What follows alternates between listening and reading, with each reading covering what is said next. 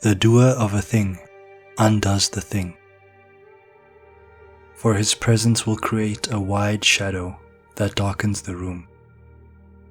The doer destroys art in the womb. Self-forgetfulness is the greatest of arts. For where there is a doer, there is a hoper.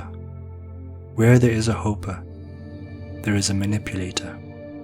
Where there is a manipulator, there is the illusion of knowing.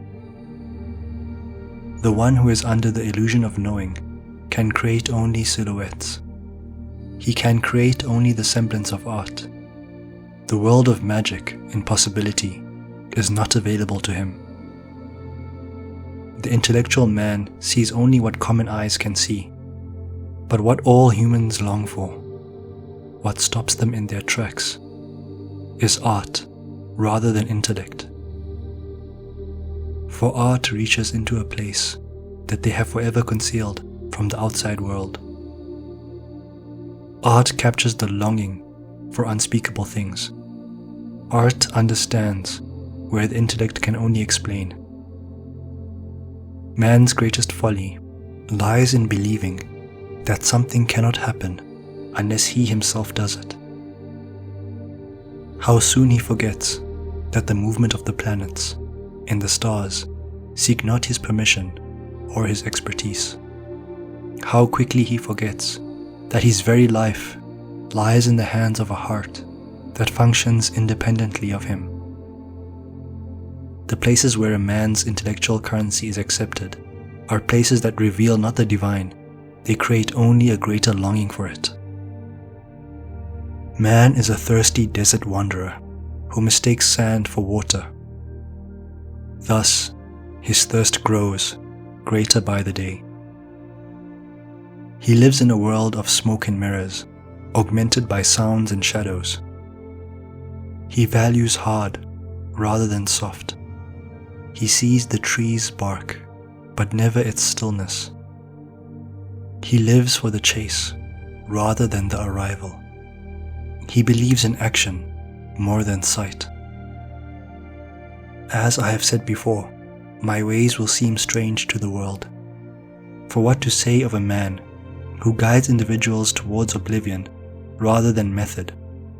What to say of a man who downplays the intellect and celebrates intuitive spontaneity? Is there a method to my madness? No, there is only madness. Madness created by a visceral desire to disappear into the void. For it is only in this void that true human satisfaction lies. It is only in this void that one becomes whole without trying to treat his fragmentations.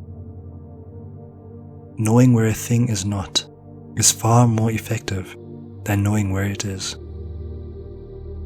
And wherever there are signs of the deliberate intentions of man, there is only pain and illusion. Where there is a prideful display of man's fingerprints, there is only limitation and untruth. Lest one succumb to categorizing himself as spiritual versus non-spiritual, mystical versus pragmatic, he will save himself years of his life by understanding that these are yet another example of an entirely false creation. For a human is a human is a human. He is not a human because of his personality, but despite it. A human seeks the nectar of life. He seeks magic. He seeks freedom. He seeks all that is pure, true, whole, and satisfying. Categorizing himself as this or that blinds him to his fundamental nature. Man seeks the endless horizon of the sea while standing in the company of buildings. He seeks the deafening silence of the mountain peak while standing in the company of streetcars. He is told to do, to think, to analyze, to act, to fix, to modify, to accumulate. In doing so, he misses his entire life. For the secret he does not know is that he pursues the hard out of a longing for the soft. He pursues action out of a longing for sight. He accumulates out of a longing for emptiness. He pursues the intellect out of a longing for art. And he chases self-gratification out of a longing of self-forgetfulness.